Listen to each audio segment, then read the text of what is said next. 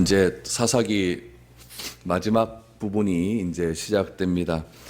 레위인의 비정상적인 또 하나의 사건이 오늘 본문에 등장을 하게 됩니다. 사사기 16장까지 삼손에 대한 이야기가 나오지 않았습니까? 그리고 그 뒤에 이어서 17장, 18장의 레위인에 대한 이야기, 미가와 레위인에 대한 이야기, 오늘 또 19장부터 이어지는 또 레위인에 대한 이야기가 소개됩니다. 17장, 18장은 레위인의 영적인 타락에 대한 이야기입니다. 먹고 살기 위해서 하나님이 주신 사명을 함부로 그렇게 행사하려는 한 레위인으로 인하여서 단지파가 완전히 멸망당하게 되는 그런 이야기가 소개되고 있습니다. 오늘은 레위인의 도덕적 타락에 대한 이야기입니다. 19장부터 21장까지 그 레위인에 대한 이야기가 나오는데, 이 이야기를 통해서 우리가 또 받고자 하는 교훈이 무엇인지를 알고, 또 우리가 또 다시 한번 우리의 삶을 되돌아볼 수 있는 그런 시간이 될 수 있었으면 좋겠습니다. 1절 말씀 우리 같이 한번 보겠습니다. 이스라엘의 왕이 없을 그때에 에브라임 산지 구석에 거류하는 어떤 레위 사람이 유다 베들레헴에서 첩을 맞이하였더니 라고 말합니다. 우리 17장에서 등장하는 말과 우리 똑같은 말이 등장을 합니다. 첫 번째는 무엇이냐면은 에브라임 산지에 있었던 일이죠. 우리 17장에서도 에브라임 산지에 누가 살았었죠? 한 미가라고 하는 사람이 살았는데 그의 어머니가 돈을 잃어버린 것으로부터 이야기가 시작이 되죠. 오늘 본문에도 에브라임 산지 구석에 거류한 어떤 레위 사람에 대한 이야기가 시작이 됩니다. 17장에도 뒤에 가보면은 그런 이야기들이 여러 가지 이야기들을 하면서 그런 일들이 일어나게 되는 원인을 무엇이라고 이야기하냐면은 그때에는 이스라엘의 왕이 없으므로 각자 자기 소견이 옳은 대로 행하였더라 라고 하는 메시지가 나오는데, 오늘은 아예 1절부터 나옵니다. 이스라엘의 왕이 없을 그때에 라고 나오죠. 그러니까 똑같은 상황입니다. 똑같은 상황이고 똑같은 에브라임이라고 하는 그런 지역에서 있었던 한 레위인의 타락에 대한 이야기가 나오고 있습니다.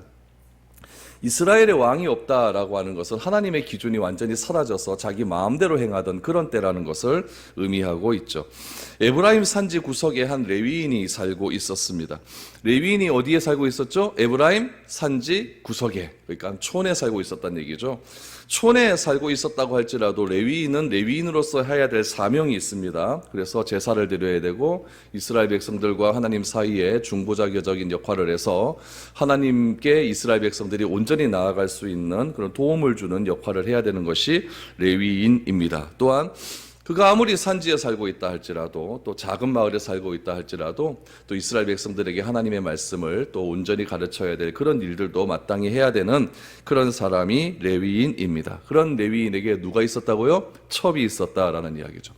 첩에 대해서 조금 여러분들에게 말씀을 드려야 되는데, 이 첩, 그러니까 우리나라 조선시대의 첩하고 조금 비교를 해보면 우리가 좀 쉽게 생각할 수 있어요. 우리 조선시대 때 첩은 어떻습니까? 본 부인이 있고 그 부인 외에 또 한 명의 또 여자가 있었죠. 그래서 그 여자로부터 또 자식도 나서 또 그 여자의 삶을 다 책임져주는 그런 것들이 우리나라 문화 속에서의 첩입니다. 그런데 이스라엘 문화 속에서의 첩은 조금 이 우리나라 문화 속의 첩하고 좀 달라요. 무엇이냐면은 성경에서 말하는 개념의 첩은 무엇이냐면은 부부 관계는 맺고 있지만은 권리나 의무는 전혀 없는 것이 바로 첩입니다. 우리나라는 그래도 조금 뭘 좀 떼준다든지, 그렇죠? 뭘 좀 이렇게 좀 돌봐준다든지 그런 건 있잖아요. 그런데 이 유대 민족 사회에서의 첩이라고 하는 개념은 권리와 의무는 아무것도 없어요. 그냥 같이 사는 것밖에 없습니다. 중동 지방에는요, 일부 닫혀져 있기 때문에 아내가 굉장히 많습니다. 그래서 첫 번째 아내, 두 번째 아내, 세 번째 아내 줄줄이 있죠. 줄줄이 있는데 참 재미있는 것은 무엇이냐면 첫 번째 아내에게 주어지는 권리와 의무가 있고 두 번째 아내에게 주어지는 권리와 의무가 있습니다. 그래서 본 부인에게는 모든 권리와 의무가 중동 지방에 다 주어져요. 그런데 첩에게는 의무도 없고 권리도 없습니다. 그래서 남자가 싫으면 버리면 그만이고 여자도 남자가 싫으면 나가면 그만입니다. 그것이 이스라엘 사회와 또 중동 지방에서 가지고 있는 첩의 개념입니다. 그런 첩을 누가 가지고 있었다고요? 레위인이 가지고 있었다라는 이야기죠. 율법에 보면은 레위나 제사장의 혼인에 대한 굉장히 엄격한 규율이 나타나 있습니다. 그들은 하나님을 섬기는 자들이었기 때문에 반드시 처녀와 결혼을 해야 됩니다. 한번 이 결혼을 실패한 여자와는 절대 레위인이 결혼할 수가 없어요. 또 레위인으로서의 삶을 살아갈 때는 무엇이 또 잘 되어 있어야 되냐면은 성독차증이나 성중독과 같은 그런 성에 대한 좀 잘못된 그런 중독들 있잖아요. 그런 것들이 있어서는 안 되었습니다. 그래서 레위인은 굉장히 성적으로도 이게 좀 진실해야 되고, 또 레위인의 부인도 또 정한 처녀로서, 그렇게 첫 번째 결혼한 여자로서 그렇게 관계를 맺어야만 하는 것이 레위인과 부부를 맺는 그런 율법의 문제였습니다. 그런데 이 레위인이 누구를 데리고 있었냐면은 첩을 데리고 있었어요. 그 첩이 어떤 첩이었다고요? 권리와 의무는 전혀 필요 없는 그런 첩이었습니다. 그럼 뭐겠습니까? 단지 성적인 관계만 맺는 그런 첩이었다는 이야기죠. 그런 그에게 어떤 일이 일어났느냐, 2절 말씀해 보니까 아주 웃긴 일이 일어나고 있습니다. 2절을 보십시오. 그 첩이 행음하고 남편을 떠나 유다 베들레헴 그의 아버지 집에 돌아가서 거기서 넉 달 동안 지냈다라고 나옵니다. 레위인도 정상적이지는 않았던 것 같은데 레위인의 첩도 정상적인 여자는 아니었던 것 같습니다. 이 첩이 레위인의 첩으로 있으면서 다른 남자를 또 만난 것 같아요. 다른 남자를 만나서 다시 그 레위인에게 돌아왔으면 아무런 문제가 없는데, 권리와 의무가 없으니까 다른 남자를 만나서 그 남자가 좋다고 해가지고 그 남자하고 놀다가 그냥 자기 친정으로 돌아가 버린 겁니다. 그럼 거기서 끝났으면 되잖아요. 그렇죠? 레위인도 끝나고 그 첩도 끝났으면 그만인데, 이 레위인이 그 첩을 못 잊는 겁니다. 첩을 못 잊어가지고 유다 그 첩의 고향이었던 유다 베들레헴까지 찾아가는 이야기가 오늘 본문에 들어가고 있습니다. 이 둘 사이에는요, 권리도 없고 의무도 없습니다. 그냥 같이 살다가 싫으면 헤어지면 그만입니다. 그냥 각자가 집으로 가면 그만이었죠. 그런데 레위인이 이 첩을 포기를 못하는 거예요. 그래서 유다 베들레헴까지 찾아 내려가는 과정이 오늘 이제 3절부터 오늘 우리가 읽었던 15절까지 이야기가 나오고 있습니다. 여러분, 교회를 다니지 않는 사람이나 믿음이 어린 사람이 참 힘든 말 하나가 무엇이냐면은 회개해라 라고 하는 말입니다.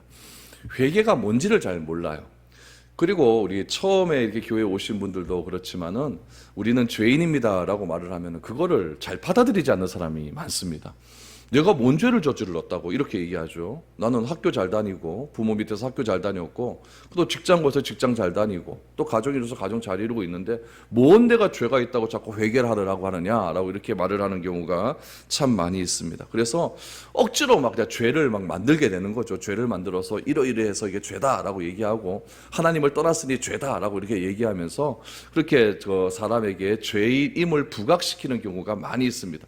내가 죄인이라는 것이 인정이 돼야 회개가 되는 거니까요. 그래서 뭐 기도하면서 눈물 한번 흘리고 자기가 죄는 죄에 대해서 이렇게 고백하는 것이 회개라고 생각하는 사람이 참 많습니다. 그래서 뭐 이런 것도 회개하지 않습니까? 어린 시절에 뭐 친구 과자 하나 뺏어 먹은 것도 죄니까 이것도 용커 고백합니다라고 하면서 막 이런 것도 막 회개를 하고 막 눈물 흘리고 이런 사람들이 있어요.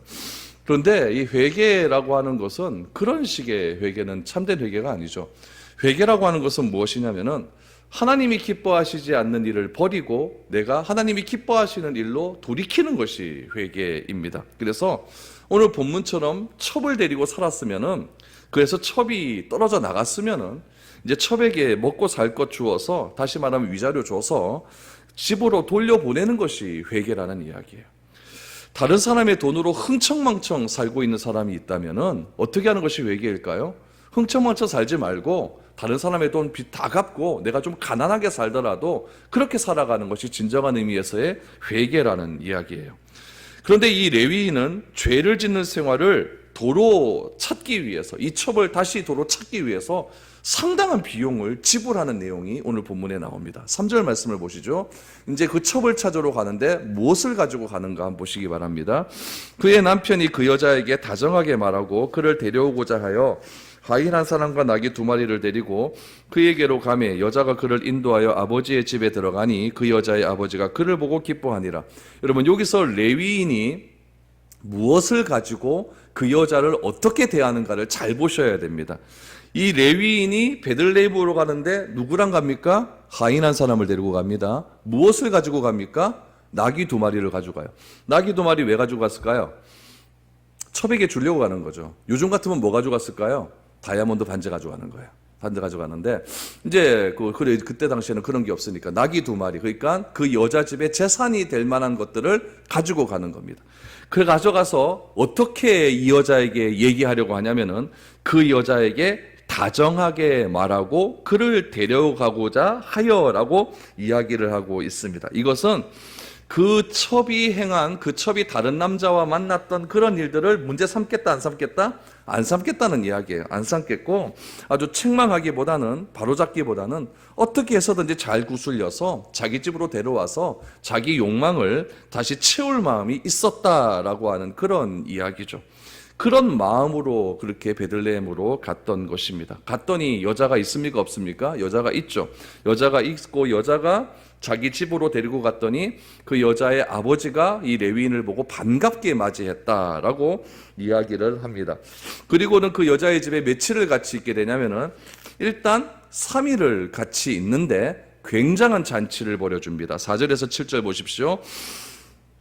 그의 장인 곧 그의 여자의 아버지가 그를 머물게 하여 그가 3일 동안 그와 함께 머물려 먹고 마시고 거기서 유숙하다가 넷째 날 아침에 일찍 일어나 떠나고자 하매 그 여자의 아버지가 그의 사위에게 이르되 떡을 조금 먹고 그대의 기력을 돋운 후에 그대의 길을 가라 하니라. 두 사람이 앉아서 함께 먹고 마시매 그 여자의 아버지가 그 사람에게 이르되 청하노니 이 밤을 여기서 유숙하여 그대의 마음을 즐겁게 하라 하니 그 사람이 일어나서 가고자 하되 그의 장인의 간청으로 거기서 다시 유숙하더니 라고 말합니다. 3일 동안 잔치를 벌인 거죠. 3일을 잔치 벌이자 이 장인이 이 첩의 아버지가 며칠을 더 머물라고 합니까? 이틀을 더 머물게 만들어 버렸습니다. 그러니까 며칠을 있는 거예요? 그 베들레헴에 5일을 있었다는 이야기예요. 그렇다면은 우리가 좀 생각해야 될 것이 무엇이냐? 이 첩의 아버지가 이토록 환대한 이유가 어디에 있는가? 그 이유를 조금 찾아봐야 됩니다. 그럼 이 첩의 아버지가 레위인이 좋아서 이렇게 5일 동안 잔치를 베풀어 주었을까요? 그건 아닙니다. 이유는 무엇이냐면은 일단은 자기 딸의 행실이 옳지 못하기 때문에 그렇다는 거예요. 우리도 이게 부부 처갓집 이래 가면은 이런 얘기 많이 하잖아요. 아유, 내 못난 딸내미 이렇게 받아줘서 고맙네 하면서 뭐 음식도 많이 차려주고 그렇다 아닙니까? 그렇죠? 안 그러신가 보죠. 그렇습니다. 하여튼 그런 게 많이 해요. 이거 뭐냐면 이제 자기 딸을 이제 결혼해줘서 고맙다고 하는 그런 친처갓집의 그런 인사 아니겠습니까? 여긴데 요 상황이 좀 달라요. 왜 다르냐면은 율법에 보면은 뭐 첩이건 어떤 아내건 간에 이 첩이 다른 남자와 만나서 다른 짓을 했다고 한다면 율법에 보면 이런 여자 어떻게 해야 될까요? 도래쳐 죽여야 되거든요. 도래쳐 죽이기 위해서 뭘 해야 되냐면 남자의 신고가 있어야 됩니다. 그러니까 이 레위인의 이 첩의 아버지는 일단은 레위인이 자기 집에 찾아온 이유를 무엇으로 알고 있었냐면은 자기 딸이 아주 못된 행동을 했으니까 괜히 율법에 의지해서 자기 딸을 재판에 걸어버리면은 자기 딸이 죽게 될 것 아닙니까? 그러니까 그거라도 막아야 되겠다라고 하는 생각으로 이 레위인의 마음을 돌리고자 하는 마음으로 그렇게 환대를 해주었던 겁니다. 3일 정도 해줬으면 됐잖아요. 됐는데 레위인이 가려고 하니까 조금만 더 머물러 있어라. 하룻밤만 더 머물러 있어라. 그래서 먹고 마셨다. 그러면서 하는 말이 뭡니까? 기력을 강하게 하여. 원어에 보니까 정력을 강하게 했다라고. 경력을 강하게 하여서 그렇게 좀 더 있어라. 그러니까 좋은 음식 다 먹인 겁니다.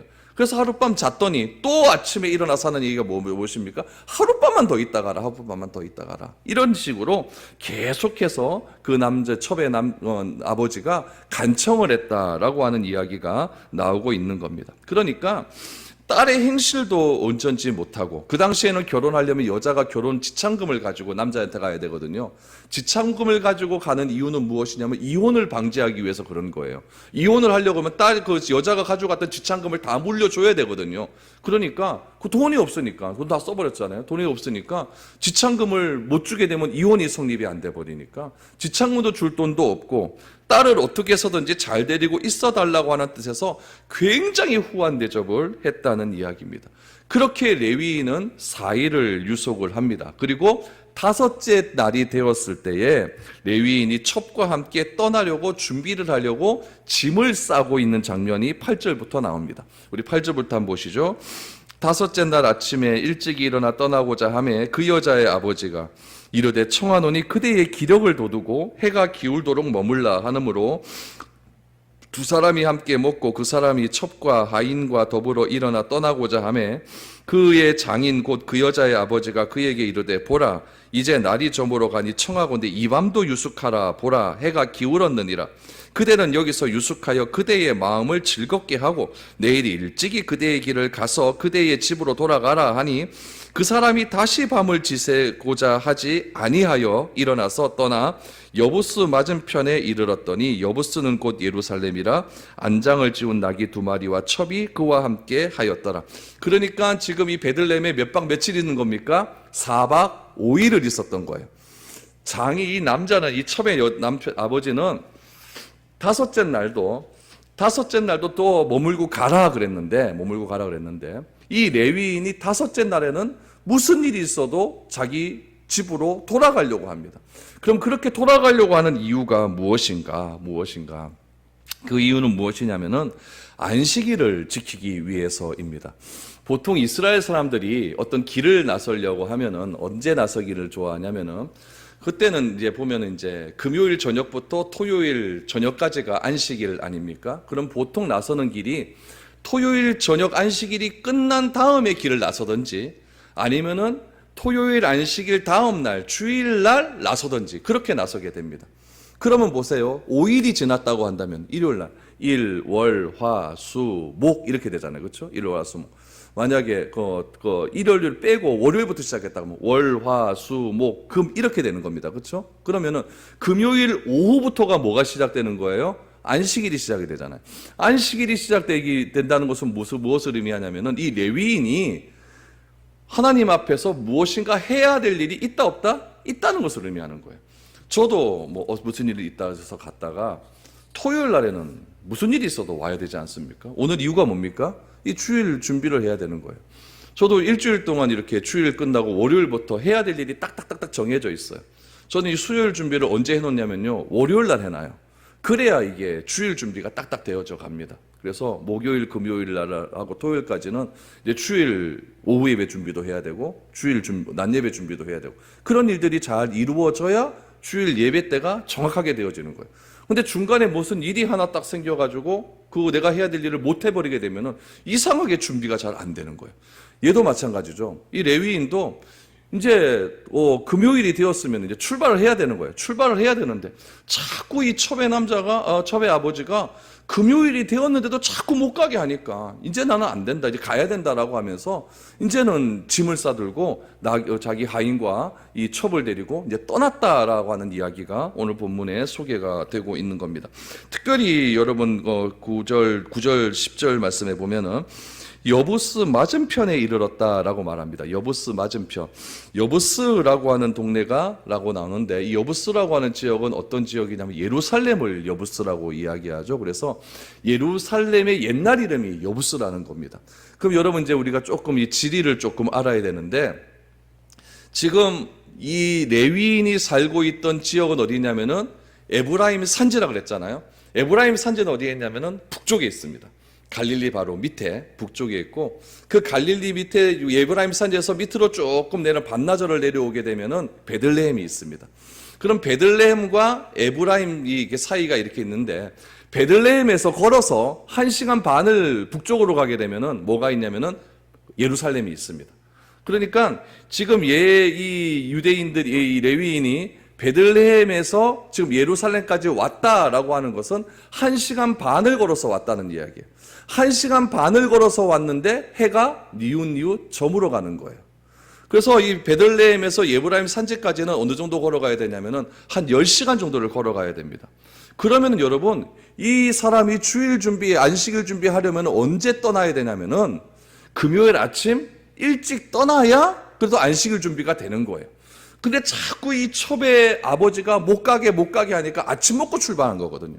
아침 먹고 한 점심이 되기 전쯤 돼서 출발을 했다는 얘기예요. 출발을 하니까 이거 벌써 이게 날이 니웃니웃 저물게 되고 이 안식일까지 자기가 속한 이 에브라임까지 가지 못하게 되는 그런 일들이 발생을 하게 되는 거예요. 여러분 여기서 우리가 알 수 있는 사실이 무엇입니까? 이 레위인에게서 보게 되는 것은 무엇이냐면은 겉으로는 자기 임무에 굉장히 충실한 것 같아요. 그래서 나는 빨리 가야 된다. 지금 막 주일 준비해야 된다. 이렇게 가야 되는 곳으로 간 것 같지만 먼 곳에 있었음에도 불구하고 자기 사명 지키기 위해서 유혹을 또리치고 길을 떠난 것 같지만은 그는 말과 행동이 굉장히 다른 그런 위선자였습니다. 그는 만약에 안식일만 아니었으면은 그는 거기서 몇 날 며칠을 더 머물렀을 겁니다. 거기에 있으니까 그 남편, 그 여자의 아버지가 뭐 술 맨날 갖다 주죠. 먹을 거 맨날 갖다 주죠. 잘해주죠. 그러니까 얼마나 편합니까? 거기서 잘 대접받고 이렇게 원하니까 계속 거기서 머물러 있어도 된다는 이야기죠. 그러나 레위인이 다섯째 날에 결단하고 그 집을 떠난 것은 첩의 아버지의 유혹을 벗어나기 위한 결단이 아니라 마음으로는 더 있고 싶지만 자기 레위인으로서 맡은 일이 있기 때문에 어쩔 수 없이 떠났다는 이야기예요. 그런 일들을 우리가 기억해야 됩니다. 아마 다른 사람들은 이 레위인의 이런 마음을 전혀 알지는 못했을 거예요. 그런데 누구는 알고 있었을까요? 레위인과 함께 갔던 하인은 다 알고 있었다는 이야기죠. 그렇게 해서 레위인은 결국에는 이제 자기 집으로 에브라임으로 돌아가는 그런 길이었다라는 이야기입니다. 그래서 레위인이 살고 있는 에브라임 산지로 그렇게 가다가 날이 저물러 버리게 되니까 그는 어떻게 했냐면은 이 예루살렘에서 이제 하인이 좀 머물고 가자라고 이렇게 제안을 하게 됩니다. 11절, 12절 말씀을 보십시오. 그들이 여부스에 가까이 갔을 때에 해가 지려 하는지라 종이 주인에게 이르되 청하건대 우리가 돌이켜 여부스 사람의 이 성읍에 들어가서 유숙하십시다 하니 주인이 그에게 이르되 우리가 돌이켜 이스라엘 자손에게 속하지 아니한 이방 사람의 성읍으로 들어가는 것이 아니니 기브아로 가리라 하리라 하고 라고 말합니다. 즉 레위인의 종은요 레위인에게 어디서 머물러야 하냐면은 여부스 사람에 있는 예루살렘에서 머물자고 합니다. 그런데 이 레위인이 예루살렘에서 머물지 말자고 합니다. 머물지 말자고 하는 이유가 무엇이냐면은 이 이스라엘의 자손에게 속하지 아니한 이방 사람의 성읍이다라고 이야기해요. 이건 무슨 말이냐면은 여호수아 시대 때 일단은 가나안 땅이 점령이 되지 않았습니까? 점령이 되는데 완전히 100% 점령된 건 아니거든요. 이 예루살렘이 언제 이스라엘 땅이 되냐면은 다윗 시대 때 다윗으로 의해서 여부스 사람을 다 쫓아내고 이 여부스 사람이 살았던 그 예루살렘이 이제 이스라엘 사람의 땅이 되는 거예요. 그 전까지는 아직까지 예루살렘이라고 하는 이 도시가 여부스라고 하는 도시가 유다 지파의 안에 속해는 있지만은 그 예루살렘은 완전한 이스라엘 사람의 땅이 아니었다는 이야기죠. 그래서 레위인이 지나가다가 이 레위인의 종이 우리 여부스 사람의 집에서 우리 지역에서 머물러 갑시다라고 얘기했더니 이 레위인이 하는 말이 무엇이냐면 나는 이방인의 땅에서는 못 머물겠다라고 말을 하면서 조금 더 가자라고 이야기를 하는 거죠. 조금 더 가면은 무엇이냐면은 기브아와 라마라고 하는 도시가 나옵니다. 기브아는 예루살렘에서 북쪽에서 6km 정도 걸어가면 되는 곳이고요. 이 라마라고 하는 것은 기브아에서 한 3km 정도 더 올라가면 되는 겁니다. 그러니까 다 예루살렘, 이 베들레헴에서 이 예루살렘 산지로 가는 길목에 다 있는 도시예요. 그래서 거기서 머물자라고 말합니다. 왜 거기서 머물자라고 이야기하냐면은 기브아와 라마라고 하는 도시는 베냐민 지파에 속한 그런 도시였기 때문에 그래요. 그러니까 이 레위인의 생각은 이방인의 사람의 도시에서 머무르니 차라리 우리 민족의 사람, 우리 형제의 지역에서 머무는 것이 훨씬 낫다라고 생각을 해서 우리 다른 곳에서 우리 지역에 우리 형제의 집에서 머물자라고 이야기를 하는 거죠. 13절과 15절 보십시오. 또 그 종에게 이르되 우리가 기브아나 라마 중 한 곳에 가서 거기서 유숙하자 하고 모두 앞으로 나아가더니 베냐민에 속한 기브아에 가까이 이르러 해가 진지라 기브아에 가서 유숙하려고 그리로 들어가서 성읍 넓은 거리에 앉아 있으나 그를 집으로 영접하여 유숙하게 하는 자가 없었더라라고 말합니다.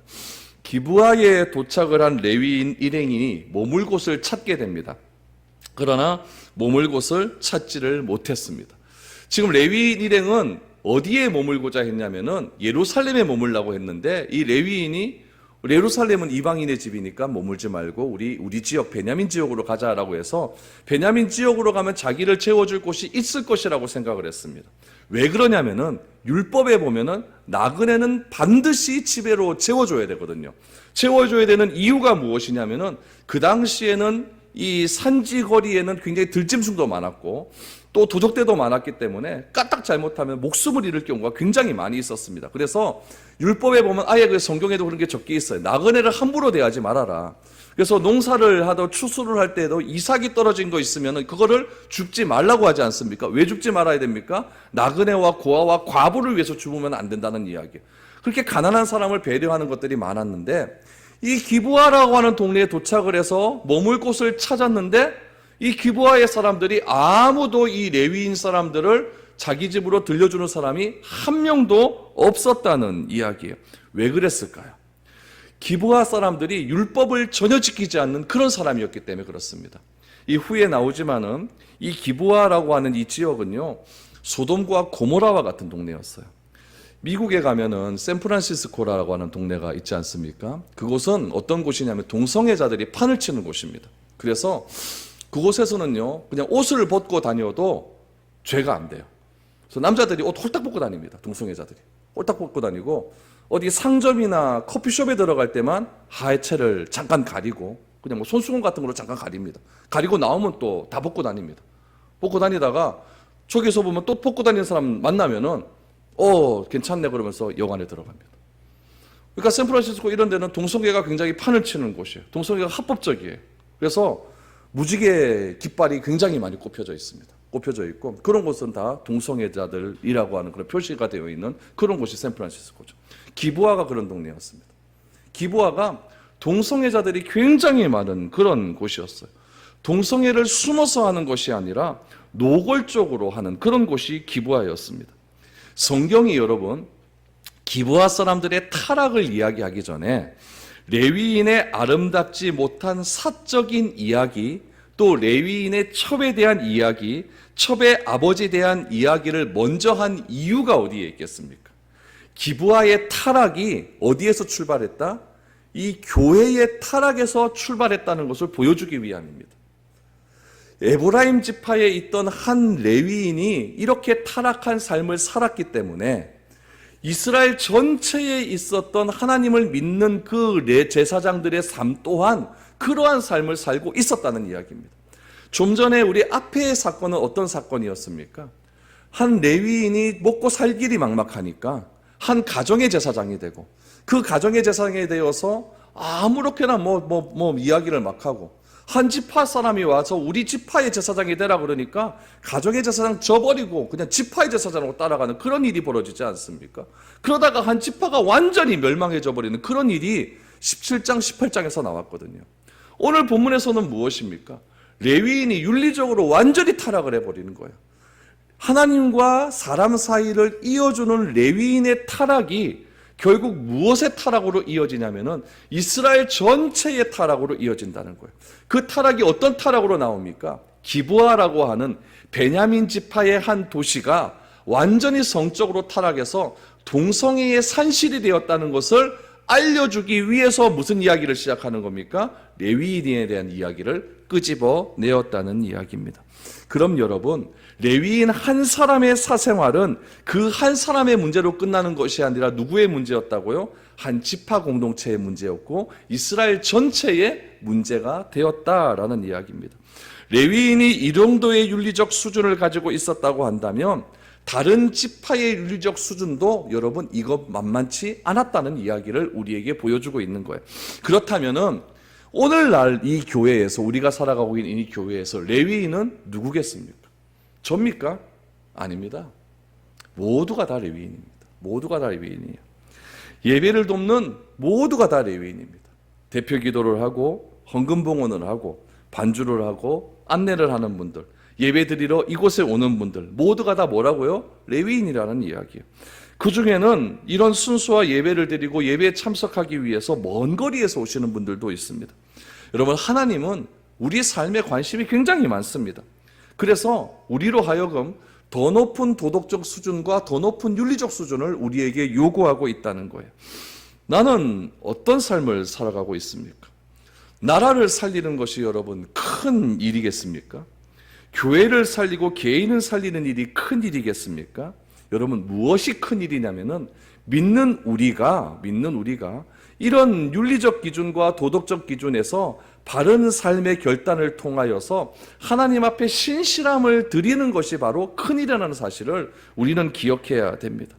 뭐 서울에 뭐 몇만 명이 모였다, 200만 명이 모였다, 화장실을 개방했다 안 했다, 이게 중요한 게 아니잖아요.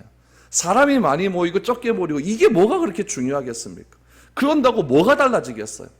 진짜 우리가 달라져야 되는 것은 그렇게 사람인들이 많이 모여서 무엇인가 자기 주장을 외치고 뭐 어떻게 해라라고 외치는 것에서 출발을 하는 것이 아니라 우리 한 사람 한 사람들이 하나님 앞에서 진정한 예배자의 모습을 보이고 진정으로 하나님 앞에 신실한 자의 모습을 보이고 그 신실한 모습을 통하여서 내가 조금씩 변해져 갈 때에 그것을 통해서 하나님께서 우리 가정을 고치시고 이 교회를 고치시고 이 지역을 고치시고 더 나아가서 이 나라를 고치게 되는 것 아니겠습니까?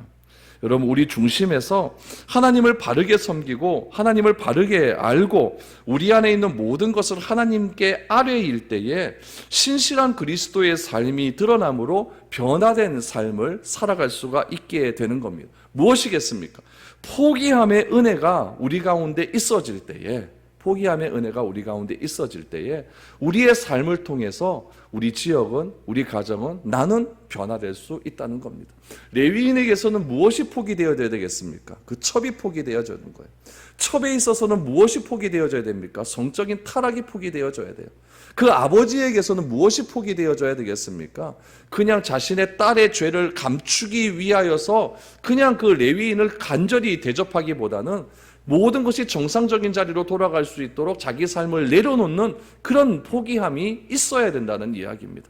그런 포기함을 통해서 내가 다시 한번 되돌아갈 때에 여러분 바른 삶이 이루어지고 바른 나라가 이루어지는 것이지 여러분 뭐 아무리 외치고 그런다고 삶이 바뀌는 건 나라가 바뀌는 건 아닙니다. 오늘 본문에서도 이 기브아라고 하는 도시의 타락을 이야기하기 전에 이 레위인 한 사람의 타락을 이야기한 것은 그 한 사람의 타락이 곧 도시의 타락이고 그 도시의 타락이 결국 하나님 나라에 굉장한 손해를 이루는 것이라는 것을 우리에게 알려주고 있다는 이야기입니다. 여러분, 우리 가운데 이런 포기함의 은혜가 넘쳐날 수 있기를 축복합니다. 그래서 이 어지러운 혼란한 이 시대 속에서 그들을 판단하고 정죄하고 누구 말이 맞다 누구 말이 틀리다 이런 것에 여러분 우리가 현혹되는 것이 아니라 다시 성경으로 돌아가서 성경에서는 이럴 때 무엇을 말하고 있는가 그것을 바르게 알아서 우리가 그 성경 말씀대로 삶을 살아가게 된다고 한다면 그것이야말로 진정한 그리스도인의 삶이 아닌가 이렇게 교회 성경은 말을 하고 있습니다. 다음 주에 또 16절부터 또 어떤 일이 동성애자들 가운데 일어나게 되는가, 얼마나 타락한 일이 일어나는가, 화성 연쇄살인보다 더 치열하고 더 더러운 일들이 일어나게 됩니다.